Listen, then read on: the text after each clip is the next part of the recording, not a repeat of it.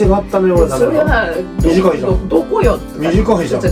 どこに行ったのよなっちゃって疑問が。ああ、これはね、思わぬ発見。皆さんこんにちは。こんにちは。伝えない4つのキスチャンネルの辻ひろえです。鈴木です。話の合わせ方シリーズの今日はね、3回目。はい。今日は3がこういう形になってるんですよ。海外はね。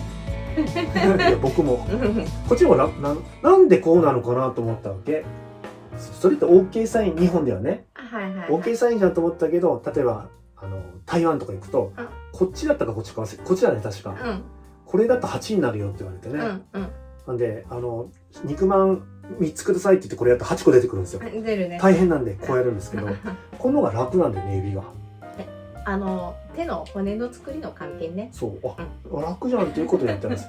今日のねと全然関係ないですね。今日は話の合わせ方ということで単純質の方をやっていきたいと思います。ザ単純の辻さん、どんな風に相手が話してくれるとすごく話しやすいですか？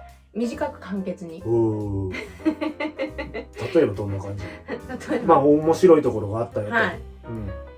この間どこどこに行ってきたらとっても面白かった。まずそこが知りたい。どこどこのどこどこに行って面白かったのか。いや、面白い店があったのよ。それは短いじゃん。どこよ。短いじゃん。どこに行ったのよなっちゃって疑問が出ちゃう。そこでどこどこって言ったらここよ。いやいや、どこどこじゃない。もうその一文を全部入れてきてほしい。単純ってさ、思うんだけど、会話自体好きなの？嫌いなの？できればそんなに長々と話したいとは思わない。会話自体を重視してないと。そう、会話自体は重視してね、自分の意向を伝えるものだと思ってるのよ、言語って。これはね、思わぬ発見とかね、再確認ですね。いつもこの4つのキスチャンネルでね、単純の、話とか、会話の話すると、基本結論をドーンと出して短くっていう風です。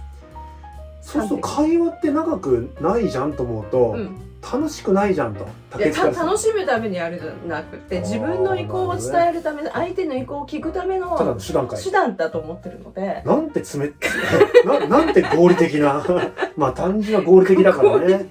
だから会話自体を楽しもうっていうのは私の中であんまりないので、言っちゃなんだけど、ママ友のお話っていうのは一番苦痛だったの。もちろん聞きましたよ、ちゃんと聞きましたよ、聞きましたけど、ママ友の話は一番私の中では何も面白くなかったんですよ。確かに次回やるね、免疫質の方のゆるい結論のない話を延々と繰り返聞いて帰ってくるとげっそりしてるね。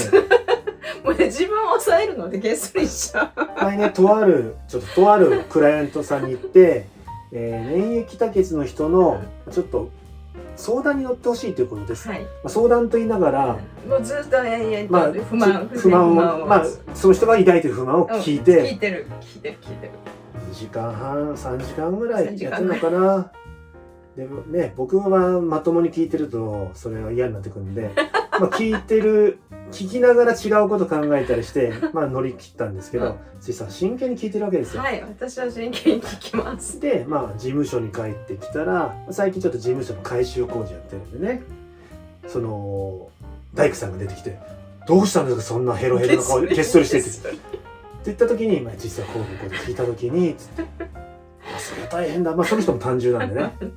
つまり単純に長い話をすること自体はもうダメだ。なるほど。ダラダラとされる。だから短くピシッと決めた方がいいということね。そういうことです。単純と話を長くすること自体がもうよろしくないよと。なぜかというと、単純からすると、その話を聞いている時間っていうのは自分の時間ではないんですよね。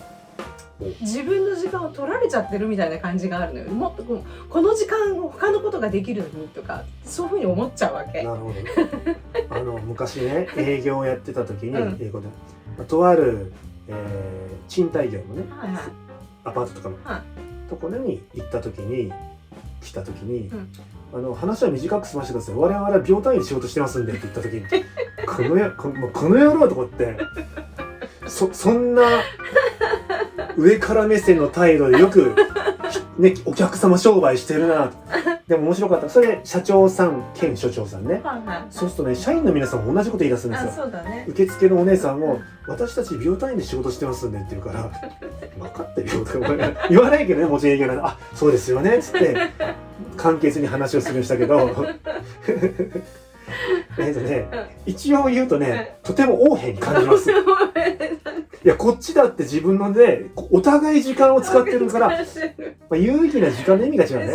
短く簡潔にやってやるべきことを早くやりたいと。そうだから私なんかでも仕事してた時っていうのは、そのわざわざ計算って途中で止めると最初からやり直さなきゃいけないです数字のね。それはみんなそうだよ。でそうするとその手を止めて、まあ対応するわけです。まあ一応受付もやってたので、そうすると受付で今日は何しに来たか知りたいわけ。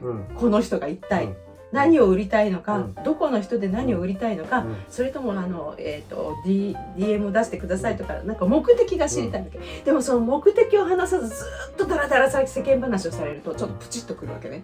このついさんの表情を見ると、あ、本当に単純にそういう会話ダメなんだとよくわかると思うんです。だからもう端的でいいんです。今日は何をしにどこどこの何だろう会社で、まあコピー売りに来たんだったら、コピーを売りに来ましたとかって言ったら、あ、わかりました。じゃあカタログくださいとかって、また用がありましたら連絡しますねって終わりじゃない、これで。仲良くならないじゃん、そんなんじゃ。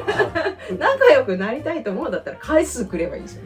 短いやつで。回数来たら1回で済ましてくださいって言うじゃん。いやそれは言わない。来ていただいたのはちゃんと対応する。まだマシな方だねというか、そういう人もいるからね。あ、そうなんだ。1回で終わらないような人とは喋れませんっていう人もいるから。別にそれは私はなかった。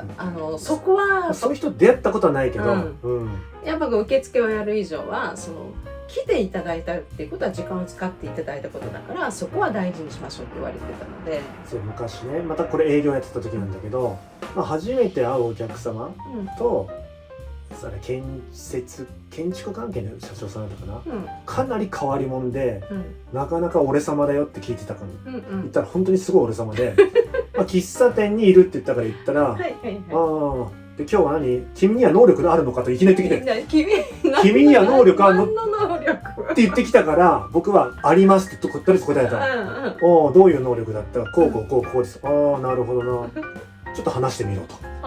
だから本当にそういうふうに言いかれたので、例えば「能力とは何ですか?」と言った瞬間多分ダメだろうね。これが単純なんですよ。そうなんだよね。そこでね、あるかって聞かれたらあるかないかなんですよ。そうでないって絶対ダメだからね。ないって言ったらじゃあ帰れって分かってるから「あります」と言って「あります」って言った瞬間さあ何を出そうと思った時にでどう言ってきたから、もう端的に「今日こういう理由でこういうので来ました」で社長さんにとって絶対プラスになると思いますから聞いてもらえませんかって言ったら「じゃあ聞いてやる」って。そうだね。もうバッチリですね。そこは単純対策としてはそのぐらいやらないと、単純に強い人の場合ね。そう強い人。でもある意味結論からポンと言って、だから結論のない話はダメだよね。ダメですね。基本で何が言いたいんだってなっちゃう。前々回でクレームの話も、実はお客様からクレームがあってだからなんだよって言われるね。お客様からクレームがあってその対応方法についてちょっと相談乗ってもらえますかと。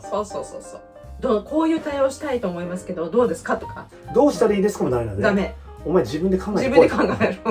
自分の考えもなしで来るのバカにしてんのかと。まずは自分で考えろ。お前はどう思うんだと。そう。全部自分の意見を用意して、ポンと出す。いきましょう。きっと名義の方は聞いてて、今回も嫌になっちゃったんですね。そうね。でもそれが単純なので、話し合わせるとしたらそうしましょうというお話でございます。はい。次回は次回は話の合わせ方ということで、ネイリストの方をやっていきたいと思います。今日の内容が面白かった、参考になったと思ったらチャンネル登録お願いします。高評価もよろしくお願いします。では次回またお会いしましょう。